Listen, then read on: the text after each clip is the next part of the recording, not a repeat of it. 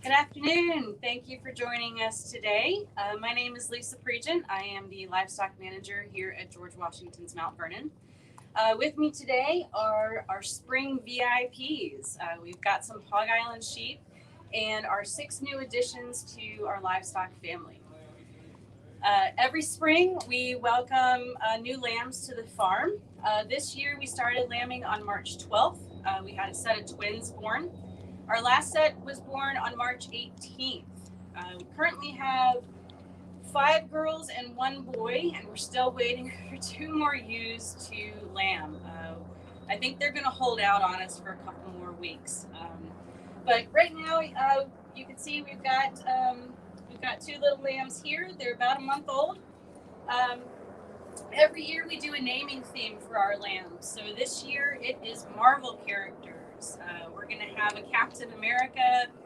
We've got Gamora. We've got Nebula, just to name a few. So we try to have a little bit of fun with their names. I need to tell you a little bit about the Hog Island sheep, just kind of their backstory real quick. This is a very rare and endangered breed. They are native to the state of Virginia and date back to the late 1600s, early 1700s, where they lived on a small barrier island off the coast of Virginia. We believe they are of English descent. Either there was a shipwreck or explorers would drop these livestock off on the barrier islands to reproduce for a food source, or it's possible that the residents of the island brought them with them. So the island was inhabited by people. The sheep had free range of the island and were rounded up once a year for shearing and for inspection, and then they had a free reign of the island again.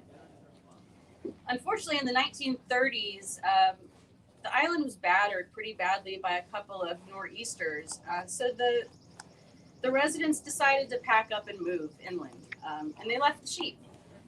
They're a very hardy breed, so they were fine.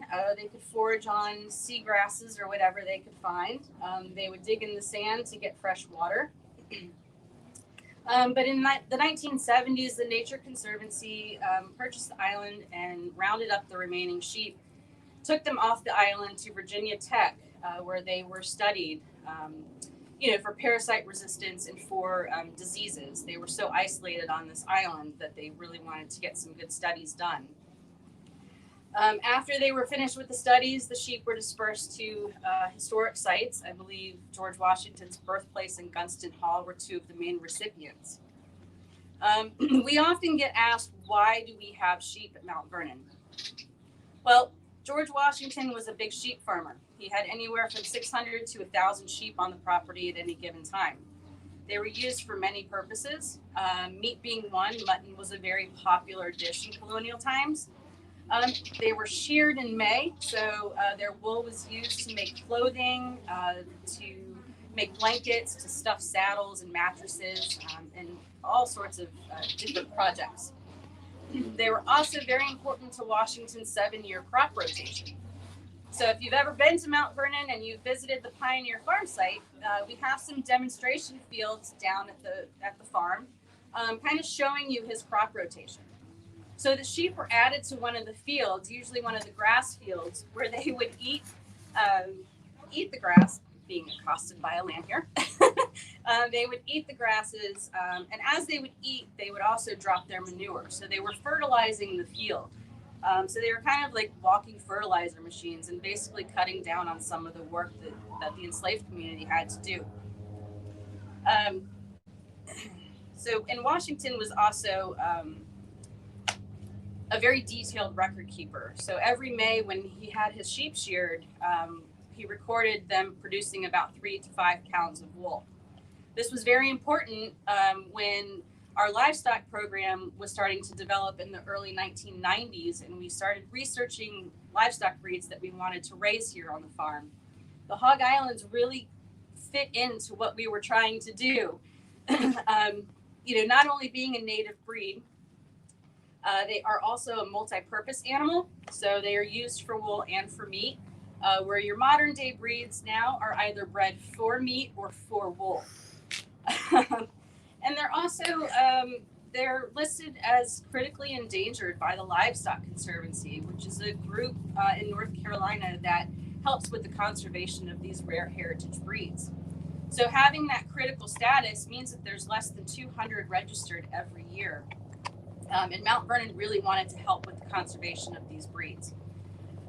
So now we're home to about 66 sheep. We use them mainly for display and for breeding. We also do public shearing demonstrations in May. So if you have the opportunity, please come visit us in May. Every Saturday, Sunday, we'll be doing shearing demonstrations and show you how the sheep were sheared back in colonial times. We use hand shears from the same company that George Washington bought his from. They're still in business in England. We also, with the breeding program, because they're so endangered, the genetic pool is very small. So we have a very carefully planned breeding with these sheep. We have a program called Branch Manager that we use to plug in genetics and make sure that we aren't inbreeding, to make sure that we're not doing anything detrimental to the preservation of the Hog Island sheep. So a lot of the offspring will be sold to historic sites and other private farmers who are interested in helping with the conservation of the breed. And some will go back into our breeding flock. So as you can see, the majority of the sheep in here have horns. One thing with the Hog Islands, some have horns and some don't. So the ones that do not have horns are called polled. And that's characteristic of the breed. The horns are not gender specific. It's more genetics. So it's kind of like having brown hair, blonde hair.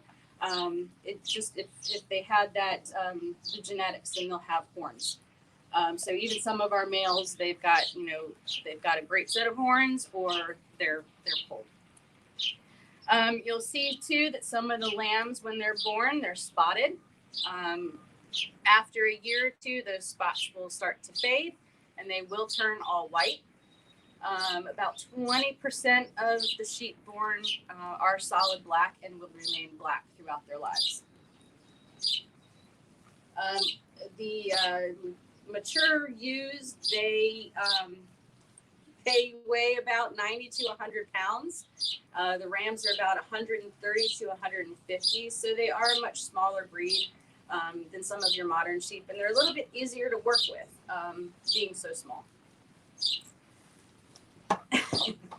So I'd like to open it up to questions. If anybody has any questions about the sheep, if please, any questions? What are the names of the lambs that are around you right now? So we have, let's see, this one is Gamora and her twin Nebula.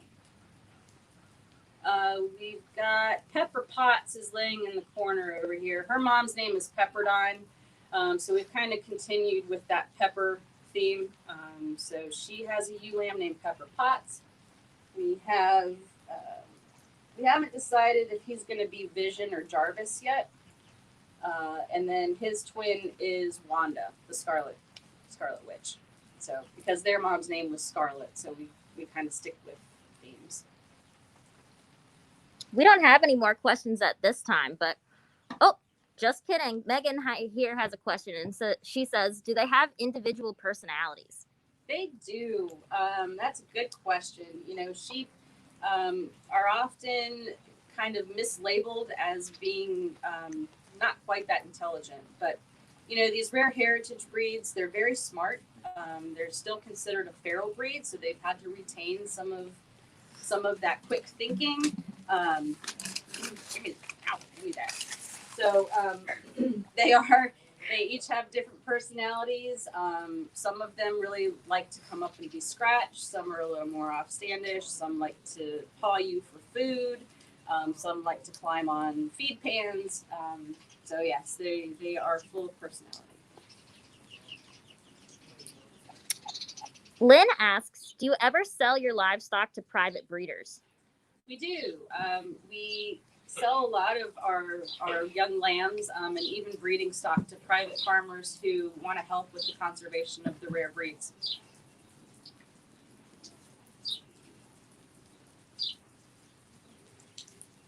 Do you make any products from what you shear in May?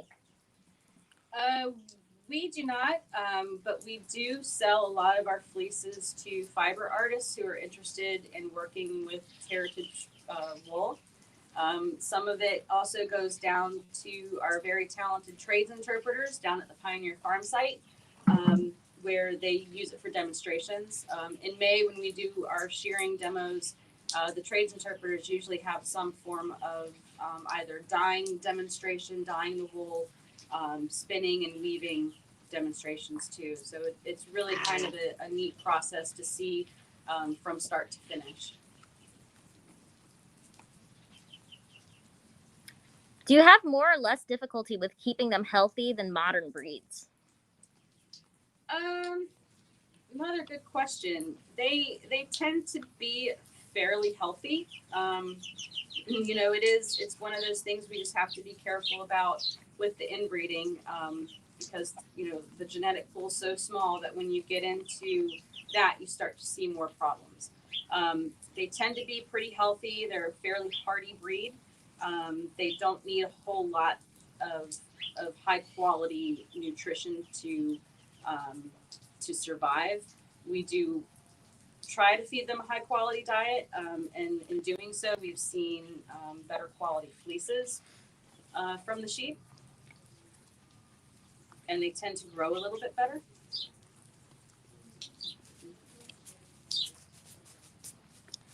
Amy asks, at what age do they reach adulthood? So they'll be fully grown at about 18 months or so. The heritage breeds tend to grow a little bit slower than modern breeds, which is why they've kind of hit that critically endangered threshold. You know, modern breeds, they're almost fully grown at 6 months of age, so between 6 and 8 months. So the heritage breeds, you know, they do take so much longer to grow, and you know, a lot of farmers don't want to have to feed for that long. They're slower growing, but you know, it's worth it. Is the wool considered to be fine quality as compared to true wool only breeds? The Hog Island's wool quality is more of a medium wool. It's not something that you would want right up against your skin. It's great for you know, outerwear. The fleece also has, if you're a fiber artist, it has a very elastic feel to it. So it's great for making things like mittens, socks. It's great for making socks, I've heard. Do you have to stay on site at night during lambing season? So we are on call, the livestock department. There's 5 of us full time and 3 part time. We are on call 24 hours a day, 7 days a week. So during lambing season, it tends to be, you know, we get called in a bit more. We're here. We've got a wonderful security team, and they keep an eye on the livestock during off hours. And if there's a problem, we get called in. So there have been many nights we've been here, you know, 2 o'clock in the morning or, you know, 4 o'clock in the morning. That's what happens when you work with animals.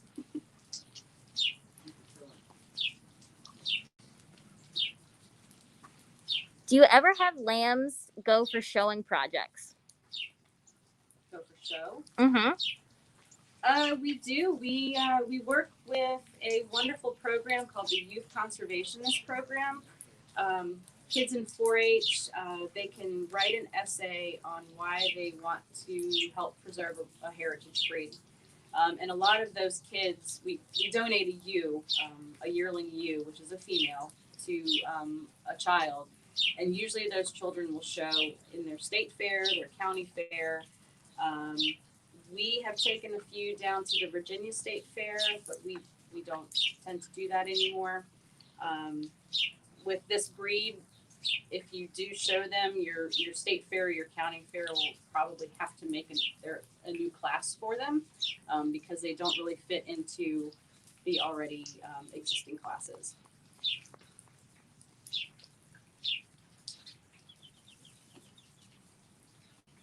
I think that might be all of our questions for now, but we'll just go around and check out some of these cute little guys.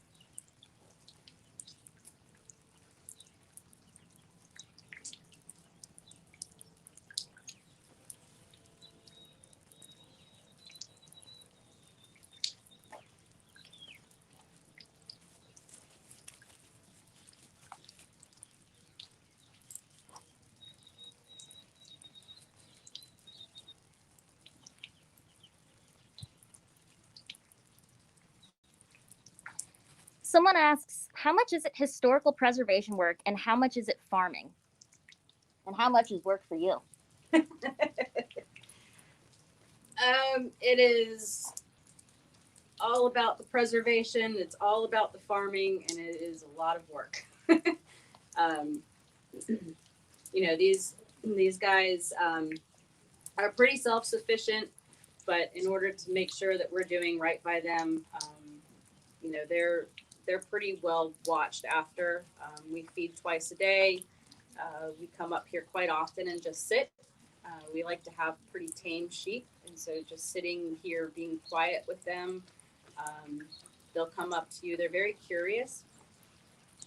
And of course, you know, with all animals, there's a lot of work that comes with it. We have to clean their pens, the shearing. The sheep have a lot of maintenance between, you know, making sure that we deworm, that their feet are trimmed. You know, there's always something.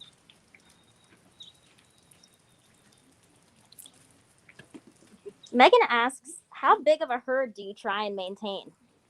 We try to keep anywhere between 65 to about 75 or 80 sheep. Right now we've got 66, including the newborn lambs.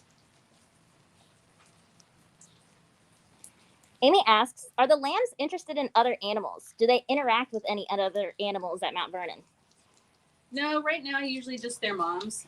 We do have a couple folks who bring dogs to the estate, which we kind of discourage the lamb and dog interaction, only because we don't want anything to happen to the lambs. You know, but well, and actually we do have a barn cat. So if they're back at our modern facility, Johnny, one of our barn cats, will come out, and the lambs are very curious about him. So they do actually have some interaction. Anthony asks, do you have to watch out for predators like coyotes? Yes, we do have coyotes on the property. We try to protect everyone as best as we can. At night, they're locked into this little area. We have some wire fencing put up around the perimeter fence to keep anything from coming in or under. And we also keep a light on at night so that there's always light in here to try to you know, keep coyotes at bay.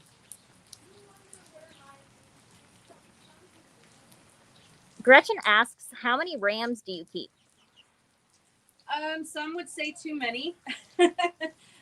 We have, let's see, we have 10 adults and I would say 14 yearling rams. And some of those will be sold, but we try to keep a fairly large ram population. We loan out a lot of rams, we sell a lot of rams, and that way, you know, it kind of gives us a little bit of genetic diversity here.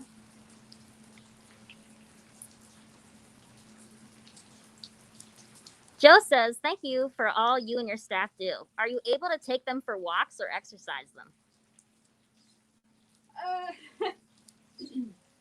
Sometimes, you know, if we have 2 sheep that we use for school programs, and that are halter trained.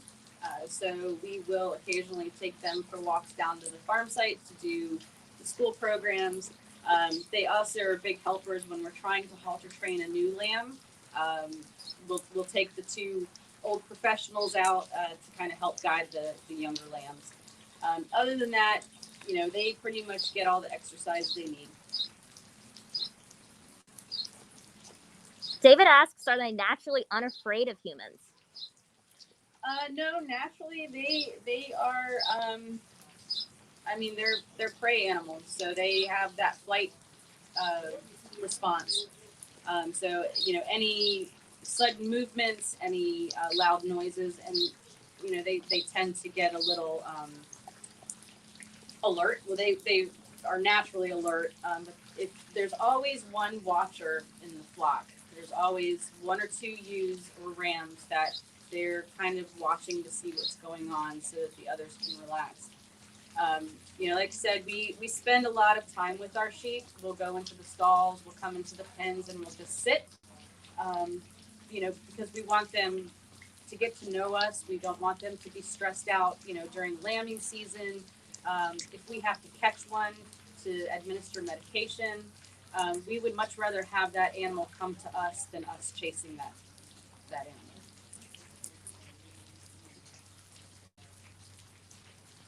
How much acreage is used for livestock? I think we've got probably close to 15 acres maybe. We've got pens kind of spread all over the estate. A lot of the pasture is located behind the scenes, mainly for our equine and our cattle.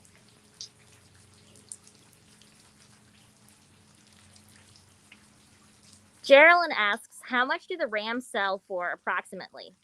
How would one go about buying one? Rams are about $125 to $150. Feel free to contact me by email or phone, and I would be more than happy. We love selling sheep. We love having, you know, private farmers get involved, you know, and starting satellite flocks across the country.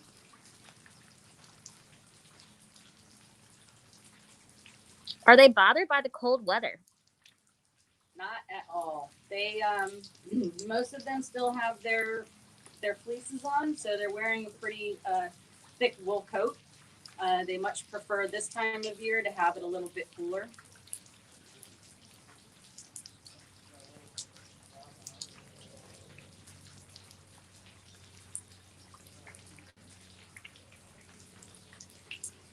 Megan asks, can we see the lambs during Animal Family Day? Yes. So April 24th, we will be doing an Animal Family Day here at Mount Vernon. It's an all-day affair. There are scheduled meet and greets with livestock handlers. You can certainly visit Mount Vernon's website to see the schedule. We will be talking about sheep. We'll have horses on site. We'll have our small oxen team and also our pig Paula.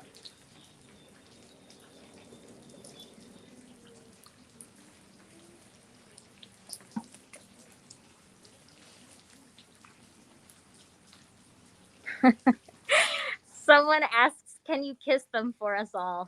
I will, of course, kiss them.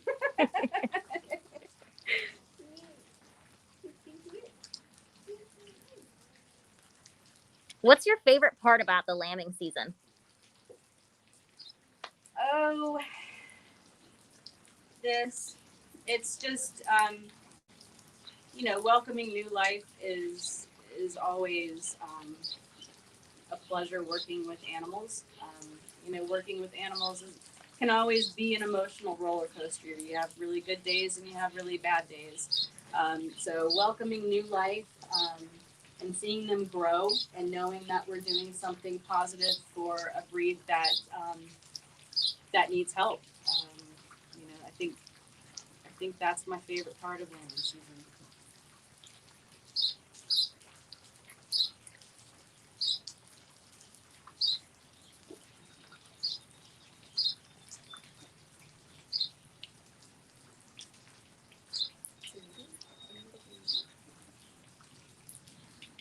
I mean, these faces,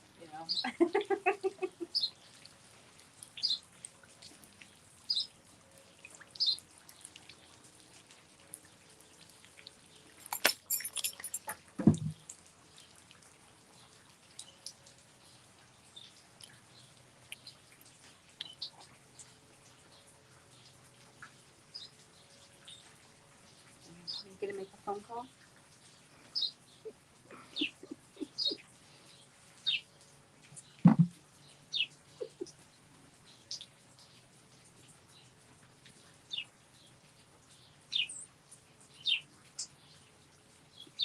Yes. We have a lamb pawing right now, and sometimes you feel like a Pez dispenser. They paw looking for any kind of handout.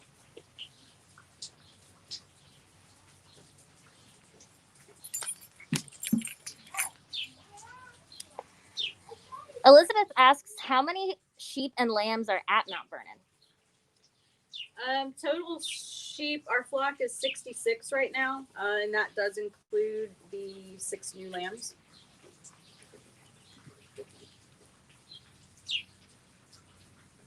What is the usual number of lambs per ewe? So the Hog Islands can have anywhere from singles to triplets. We really like to see them with twins. That means, usually the lambs are a little more evenly sized. We've had a couple singles. They tend to just be on the larger side. And of course, triplets, sometimes mom can't feed all 3 of them. So we end up having to supplement with bottles. So really anywhere from 1 to 3. Right now we've got 2 sets of twins and 2 singles.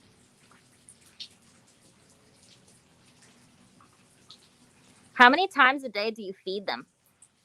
They are fed twice a day. So in the morning, they get grain and hay. The moms all get high quality alfalfa. It's high in calcium and helps with milk production.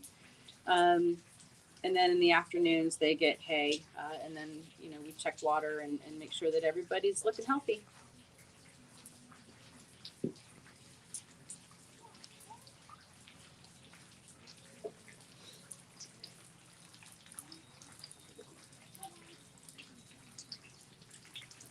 Do they cuddle?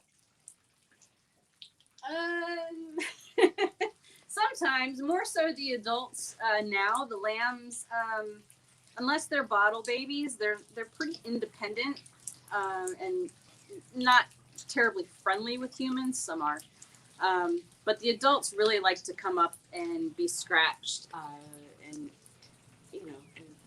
we like to think of it as cuddling. Do you ever have to take any home? We do, yes. If we have bottle babies, usually if a mom either rejects one or is too unhealthy to take care of it, we will take it as a bottle baby. We put them in pack and plays and take them home. And it's just like having a child. They're fed every 3 hours or so throughout the night. So we try to swap off which staff member takes them home. It can be pretty exhausting if you have them more than 1 or 2 nights in a row. Do they ever get treats? Every now and then, they like to eat pumpkin sometimes. If we're trying to win over maybe a more skittish sheep, we'll sit in the stall with a little hand feed, handful of sweet feed. But that's really the extent of the treats that they get.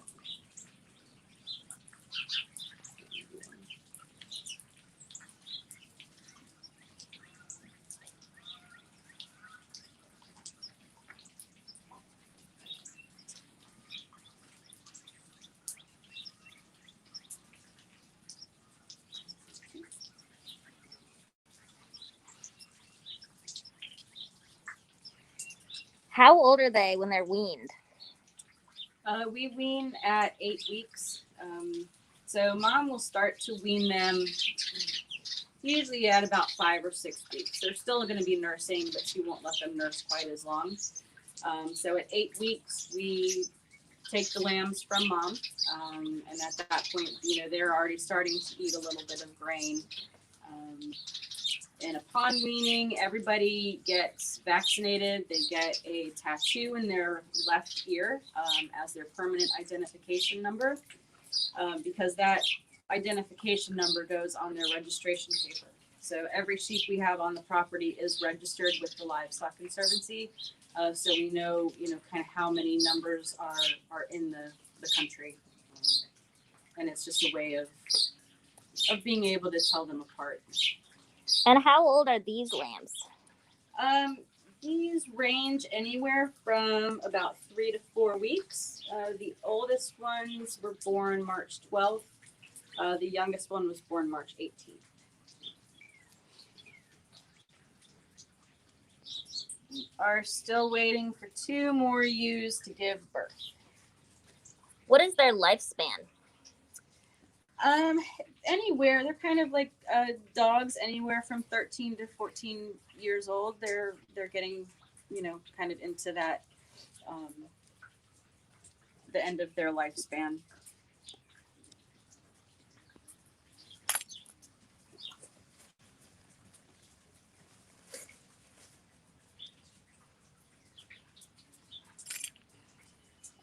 You can see even with the babies, when they're born, we can pretty much tell if they're going to have horns or not.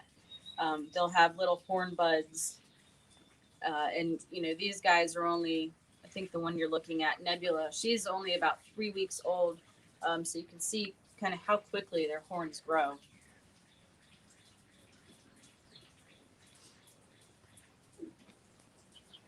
And she will probably fade to all white, even though she's pretty much solid black. All of that white flecking down kind of on her hind leg and her face, it looks like the undercoat of her wool is white, so she will probably fade out.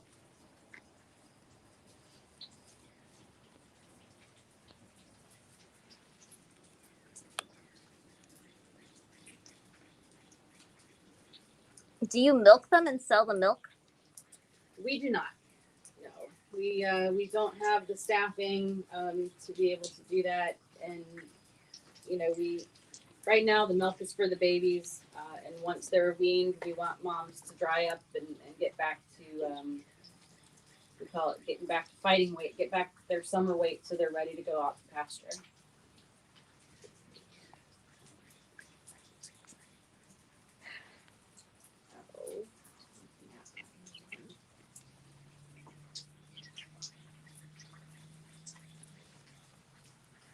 At what age do you start and stop breeding the ewes?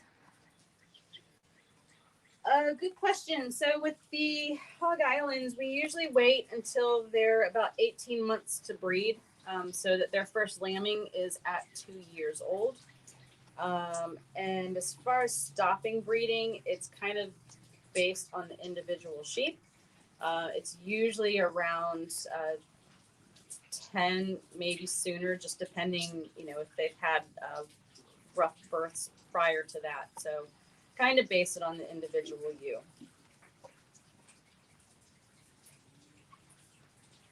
For this breed, do the males and females both have horns? Yes. So the Hog Islands, males and females can either have horns or not have horns. They are not gender specific. It is all genetics.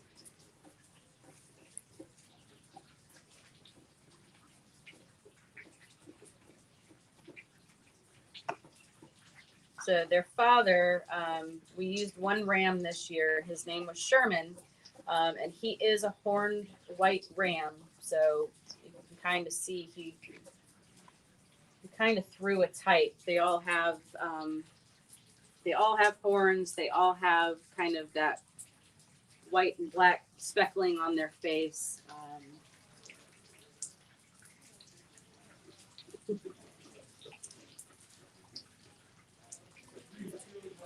Why do you dock their tails? Is it similar to breed aesthetic with docking dog tails?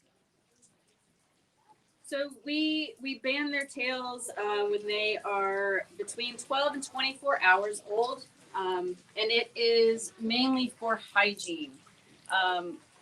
Having long tails, the sheep will get a lot of manure and urine caught up in the tail, and then that attracts flies. So we dock their tails when they're really young, and that way, as they get older, that we can keep a better eye on their back ends and if there's any problems with loose stool or anything like that.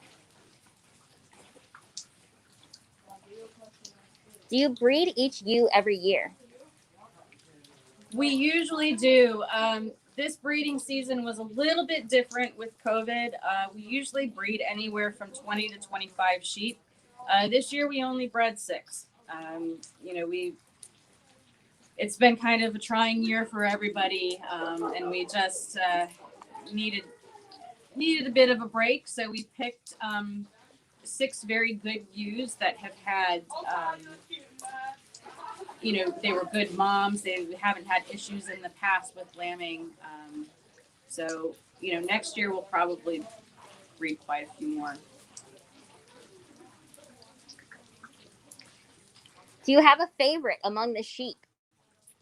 I can't say that right now. I don't want to offend anybody. Yes, everybody kind of has their favorites. Honestly, they all have different personalities, so it's kind of dependent on the day. But Hippolyta back here laying up against the fence, she's a staff favorite. Her mother, Virginia, is a staff favorite. We have quite a few. It's really hard to say, but yeah.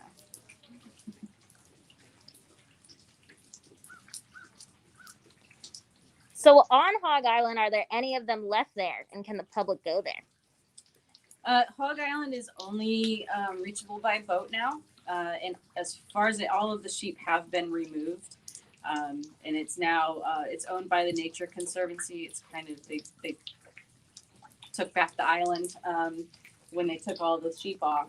I was reading an article a couple months ago about one of the residents that lived on the island was telling these stories, and it was during one of the storms, and they lived in a house that was up on the stilts, and the sheep would come under the house during the storms, and they could hear them knocking their horns on the floorboards. So kind of gives you a little bit of an idea of what it was like for them on the island. But yeah, they're no longer there. All of the Hog Island sheep, most of them are located on the eastern seaboard. There are some, as far as Kentucky and I think Ohio, New York, but most of them are kind of located in the Delmarva area.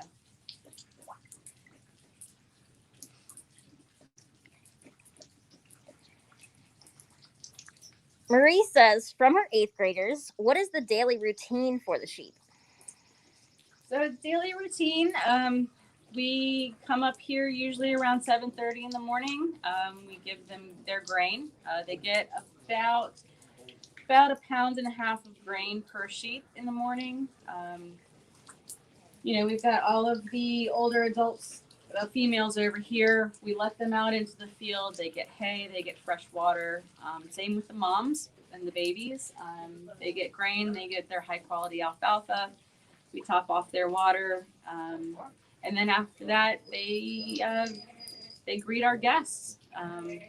They're here for display. And then at night we come back, we give them, their dinner and close them in and say goodnight. How long have you been working with the sheep or livestock in general? I have been fortunate enough. I'm celebrating my 26th anniversary this year, so I've been here for a very long time. It's probably one of the greatest jobs in the world, so I hope I'm not going anywhere anytime soon.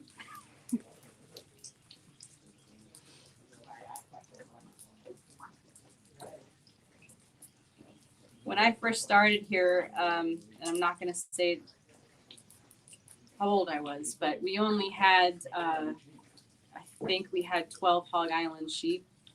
So that kind of gives you an idea of how much the program has expanded, and kind of what Mount Vernon has been doing for the preservation of the Hog Island sheep.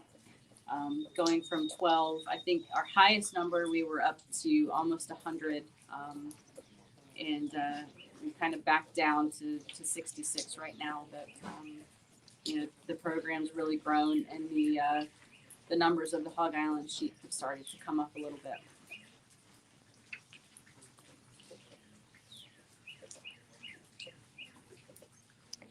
David asked, did you go to college and what degree did you get? I went to college for a year. I went to Mary Washington, expecting to major in historic preservation. And I had already started working here that summer. And, I grew up riding horses. I loved animals. And when I got to college, it's just not what I wanted to do. So I came back. I came back to Mount Vernon, and I never left. There's 5 of us that are full-time in the livestock department. We all have different backgrounds. Some folks have degrees in animal science, some in museum studies, some don't have degrees at all. We have one that's a licensed vet tech. So, all different backgrounds, but just a general love of history and animals.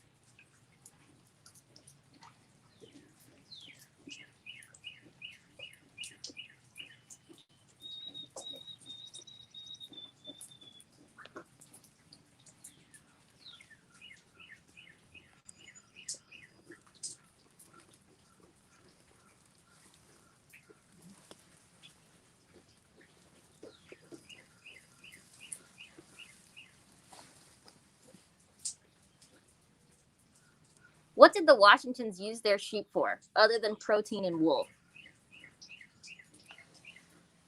So there were many uses for sheep back in colonial times. One was meat, one was wool, and the other was for fertilizer.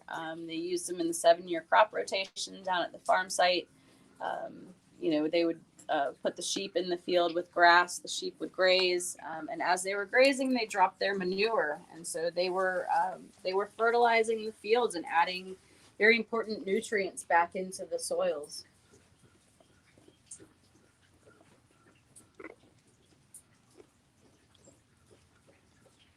Are you taking any applicants for jobs? Check the Mount Vernon website. We are actually hiring for 2 part-time positions, and the job has been posted.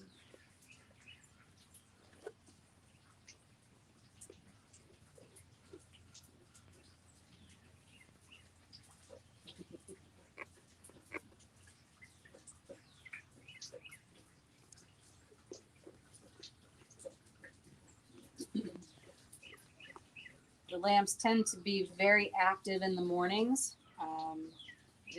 Once moms are eating, the lambs kind of have a little bit of freedom to do whatever they want. When we get into that 12 o'clock hour, it's usually nap time. Everybody kind of lays down, and you see this little guy here. She's chewing her cud pretty contently.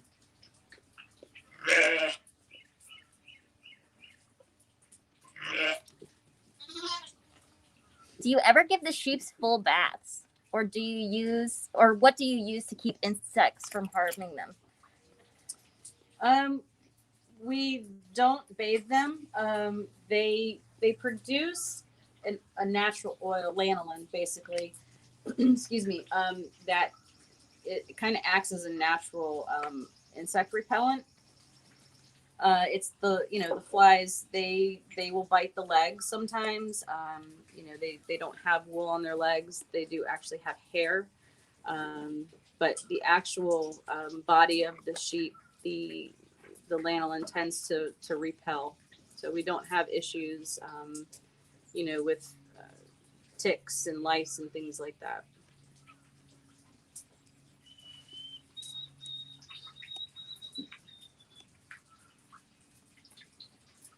At what age do you start shearing them?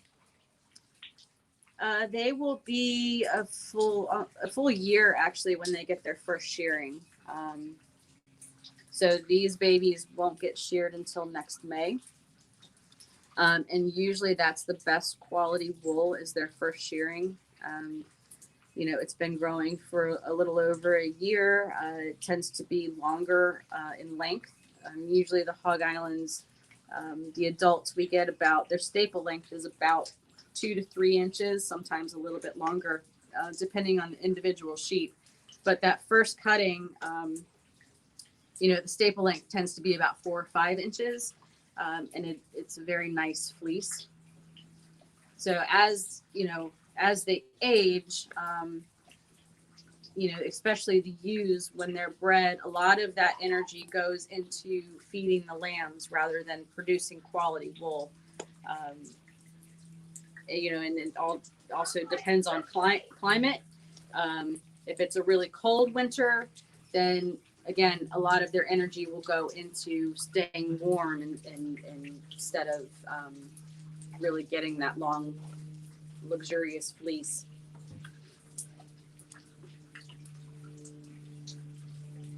They're all down there, I told you.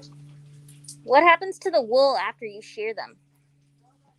A lot of the wool we will sell to fiber artists who are interested in using heritage breed wool. Some of it goes to our trades department for demonstration purposes. They demonstrate how to dye and how to spin, and then eventually how to weave. They do a wonderful spinning demonstration down there.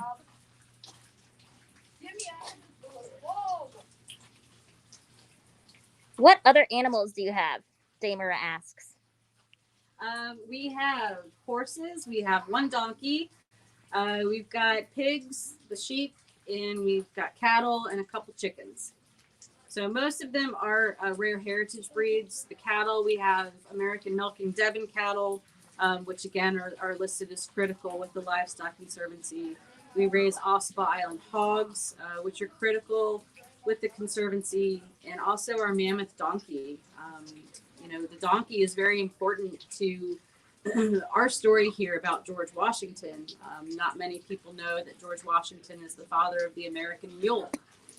He was given a stud donkey by the King of Spain and started breeding mules in America. So our donkey Glory has a very important role here, kind of telling that story of Washington as this pioneer farmer.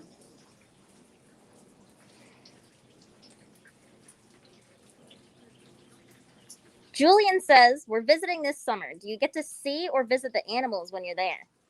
Yes, we have multiple pens around the historic area where we keep the animals.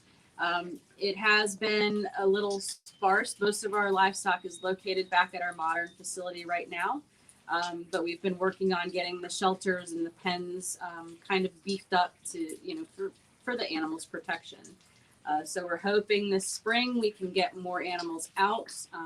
We'll have sheep, we'll have cattle, and hopefully some pigs, maybe some horses. So please, yes, look for, I think there's a map when you come in. It asks somebody where the animals are, and you can visit and meet and greet the animals. Well, I think we're going to wrap up here. Any final thoughts, Lisa? No, I just want to thank you all for joining us today. I got to do one of my favorite things and sit here and talk about the sheep. Just want to remind everybody that if, Animal Family Days is April 24th. You can meet and greet livestock handlers, our new oxen team, Spud and Knox, meet some horses, and of course the lambs. If you're not able to attend, please check out Mount Vernon's website. I believe there's a lot of animal content on the YouTube channel. So please come learn more about the animals, learn more about what we do and what George Washington would have done with his livestock.